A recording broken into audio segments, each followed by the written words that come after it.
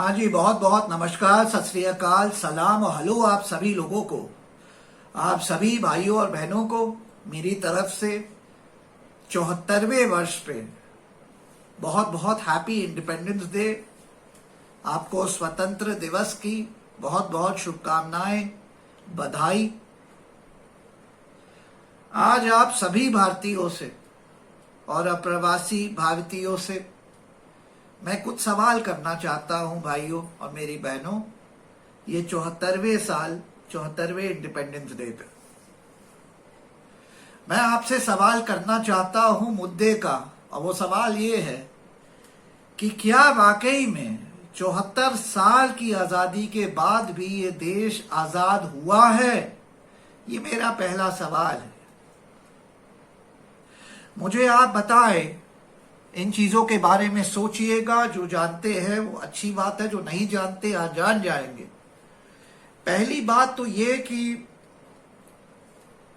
मैं आपको बताना चाहता हूं, आपकी जानकारी में शायद नहीं हो, कि भारत एक पार्ट है कॉमनवेल्थ नेशंस का। कॉमनवेल्थ वो सारे नेशंस हैं जहां यूनाइटेड किंगडम यानी ब्रिटेन ने, जहां क्राउन का राज चलता था और ब्रिटेन ने राज किया।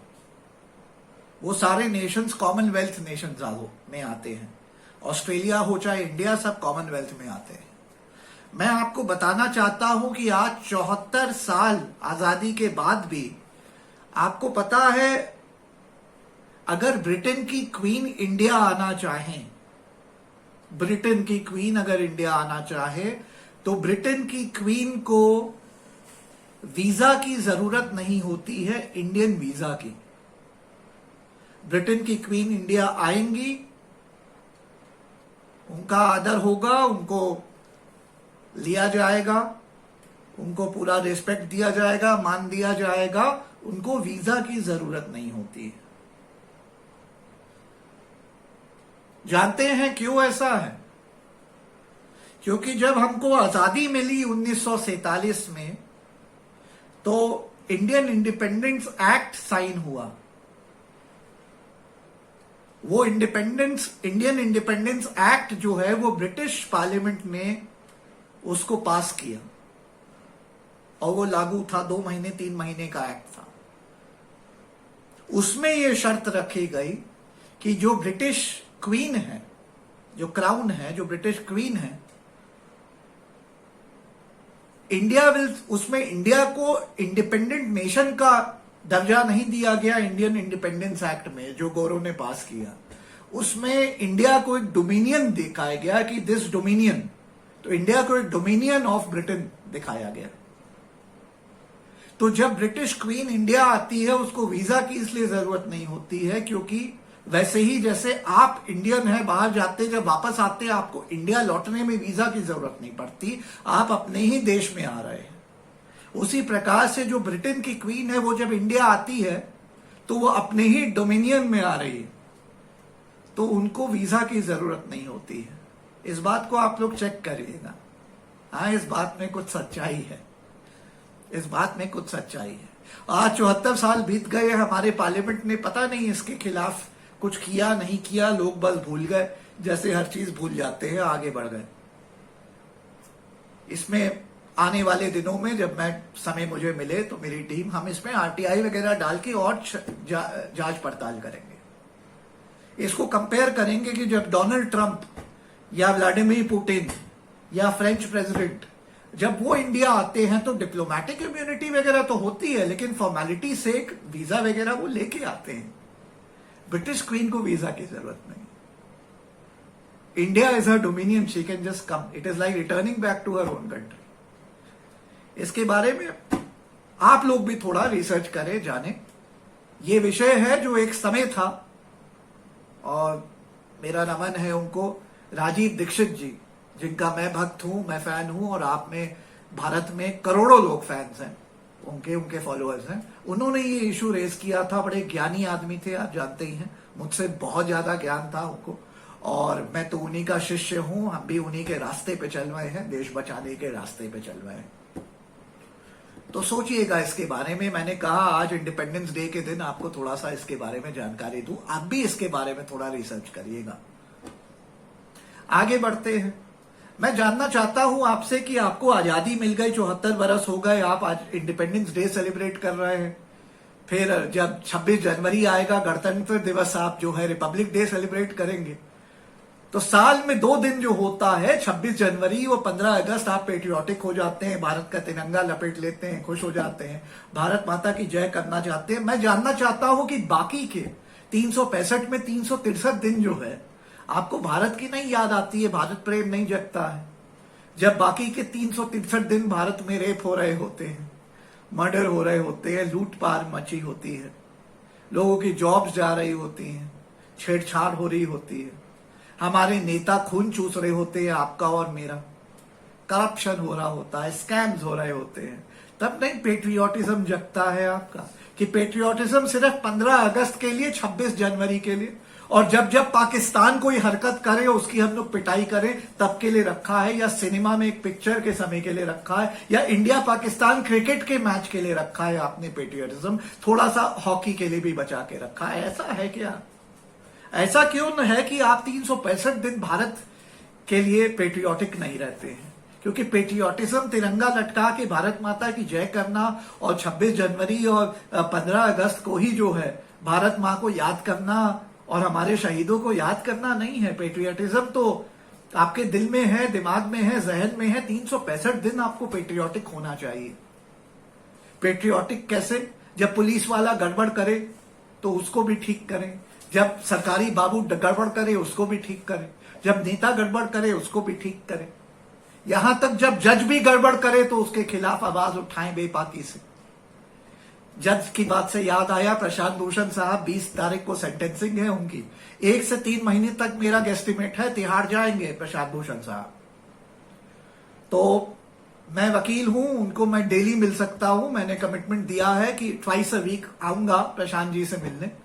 तो पोहे लेके घर से जाऊंगा, आप में से जो उनके लिए खाना बनवाना चाहे, नाश्ता कुछ भिजवाना चाहे, मुझे बता दे कौन कौन मेरे साथ चलना चाहता। एज वकील मैं चाहूं उनको डेली मिल सकता हूं, आप लोग उनको 15 दिन में 1 ही दिन मिल सकते हैं, जेन मैनुअल यही कहता है। और अगर फैमिली मेंबर है तो हफ्ते में 1 दिन मुलाकात हो सकती है, या हफ्ते में 2 दिन का होता है मुलाकात हो सकती है।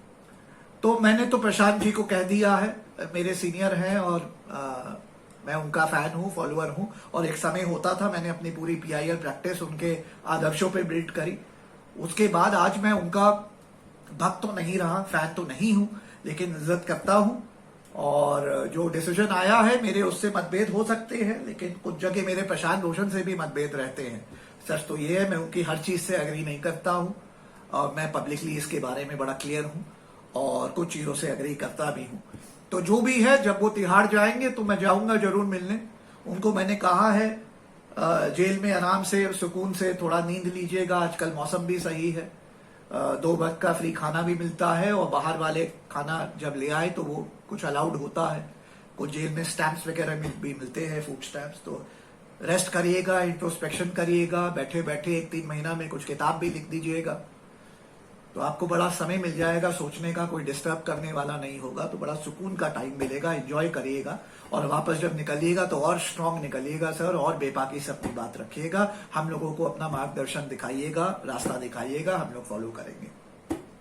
आप लोगों को इसके बारे में क्या कहना है मुझे जरूर बताइए। मैं बस इतना कहना चाहता हूं कि देखिए, जो कंटेम्प्ट ऑफ कोर्ट है, वो कोर्ट की जब जब मैजिस्ट्री को आप कम करते हैं या कोर्ट के कानूनन प्रोसेस में बाधा डालते हैं, तो इसको लागू किया जा सकता है। अब यहां सही लागू हुआ है कि नहीं मुझे नहीं पता, लेकिन अगर सुप्रीम कोर्ट ने किया है, लागू किया है, तो हम और आप कौन होते हैं इसको क्वेश्चन करने वाले। मैंने जैसे कहा, प्रशांत भूषण जी की बहुत चीजों से मैं एग्री नहीं करता हूं, और जब वो गड़बड़ करते हैं तो मैं खुद पब्लिकली उनके पोस्ट पे जाता हूं, कहता हूं I am sorry, you are wrong here और you are right here, and here's why you are wrong और here's why you are right. उनका जो हमारे चीफ जस्टिस साहब, ऑनरेबल चीफ जस्टिस साहब बोबडे साहब का जो मोटरसाइकिल वाला ट्वीट था, उस पर मैंने खुल के जाके, जिस दिन उन्होंने ट्वीट किया, मैंने कहा sir you are wrong here, I don't support you here, you are wrong. तो ये है मेरी राय। हैविंग सेड दिस, बस इतना ही कहूंगा कि 2 साल पुरानी बात है, 4 जजेस जो हैं बाहर आ गए थे, प्रेस कॉन्फ्रेंस कर दिए थे। मुझे बताइए उससे क्या सुप्रीम कोर्ट और इस देश की जुडिशरी की मैजेस्टी कब नहीं हुई? मेरे ख्याल से तो 75 साल की भारत की इंडिपेंडेंट हिस्ट्री में वो दिन द डार्केस्ट डे था। उसके बारे में क्या कहना है हमारे सुप्रीम कोर्ट को? और उसके अलावा जो प्रशांत भूषण साहब जो 50% बातों में जो वो चीजें रेस करते हैं, क्वेश्चन जो रेस करते हैं, अब जिस तरीके से रेस करते हैं मैं शायद अग्री ना करूं, उनके चॉइस ऑफ वर्ड से अग्री ना करूं, लेकिन जो वो बातें रेस करते हैं 50% of the times supreme court पे जो वो क्वेश्चन मार्क उठाते हैं over government and the BJP, तो मैं उनसे सहमत हूं और मैं भी वो चीजें उठाता हूं, सिर्फ एक अपने ढंग से अपने तरीके से उठाता हूं।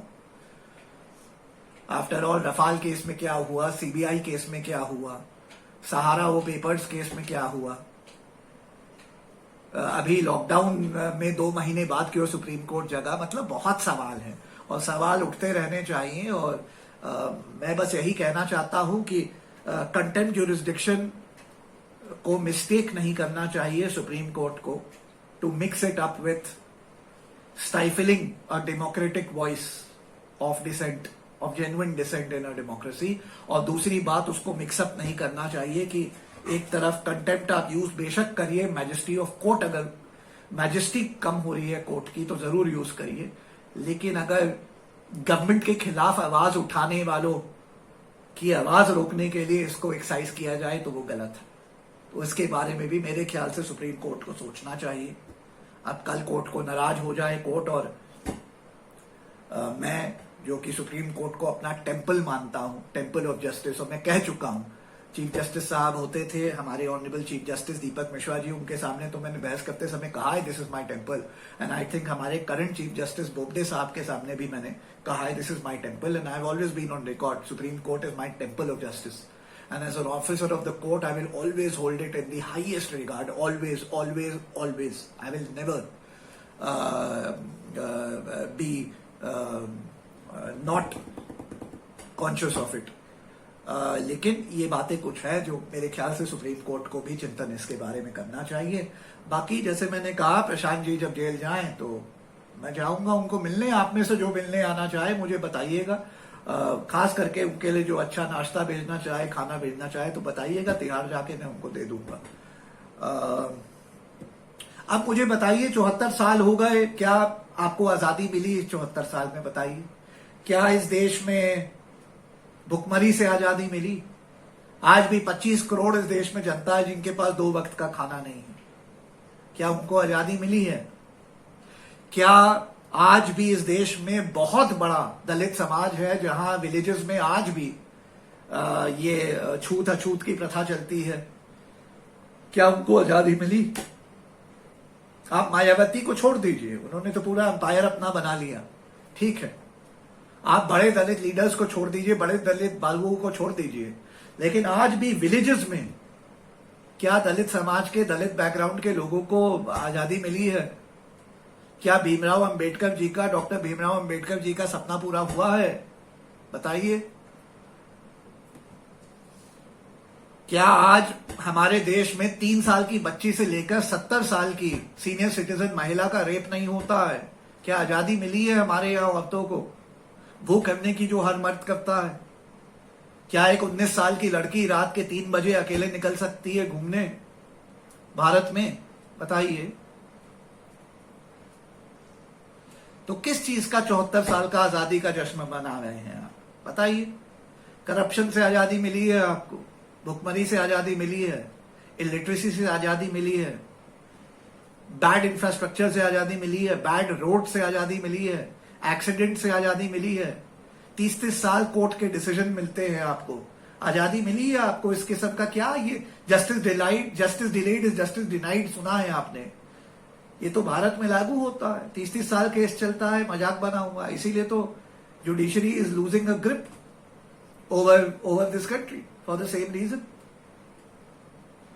करप्ट पॉलिटिशियंस, क्रिमिनल पॉलिटिशियंस से आपको आजादी मिली है, फेंकने वाले नेताओं से आपको आजादी मिली है, जुमलेबाज नेताओं से आपको आजादी मिली है। हाँ, अभी पिछले 5 महीने लॉकडाउन के आपको आजादी मिली इस देश का प्राउड सिटीजन अपने को कहने के लिए? आजादी मिली है आपको?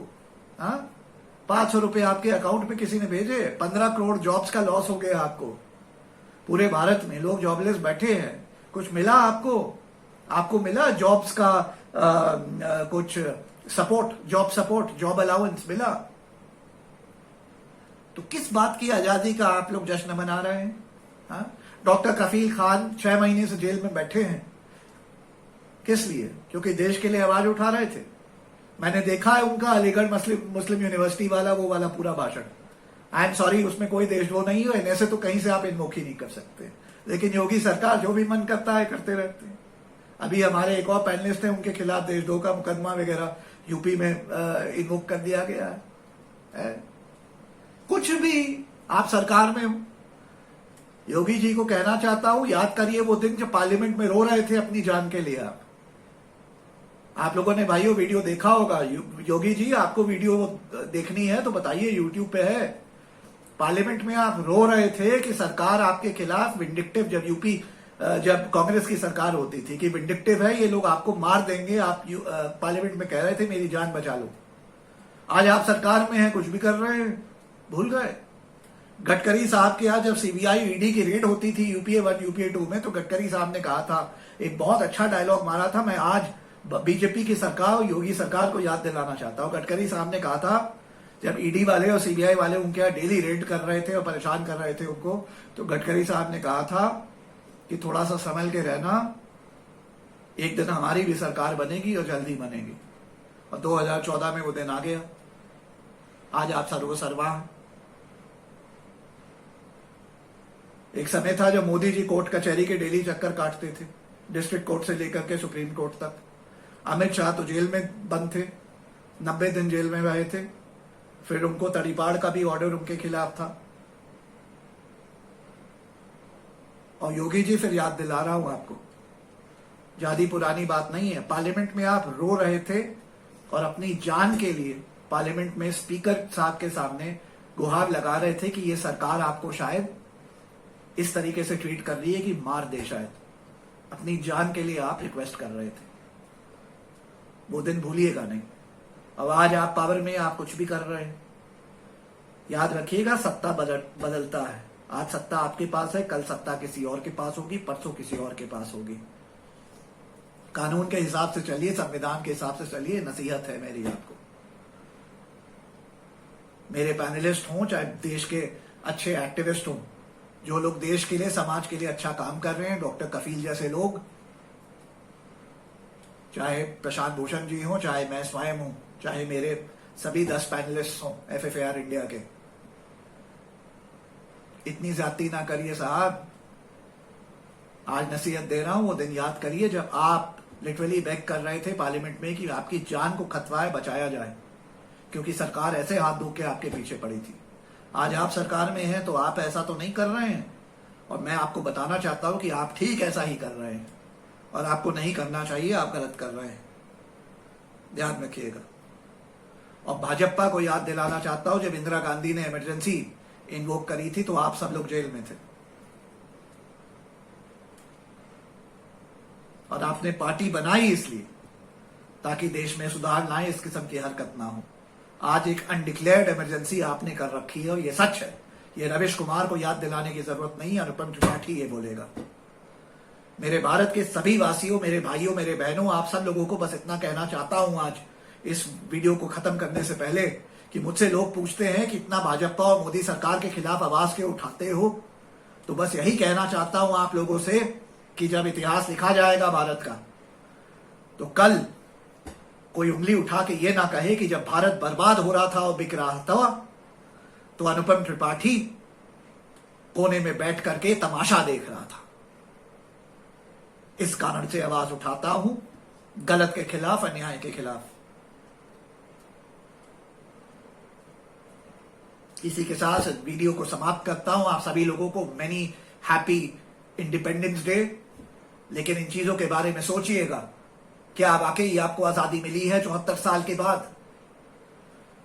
और दूसरी बात जो मैंने शुरुआत में रखी कि सिर्फ 15 अगस्त और 26 जनवरी को देश का पेट्रियोटिज्म अपना जगाए ना करिए, बाकी 363 दिन कहां जाते हैं आपके? भारत माँ और पेट्रियोटिज्म याद नहीं आता है आपको? जब रेप हो रहे होते हैं, मर्डर हो रहे होते हैं, भ्रष्टाचार हो रहा होता है।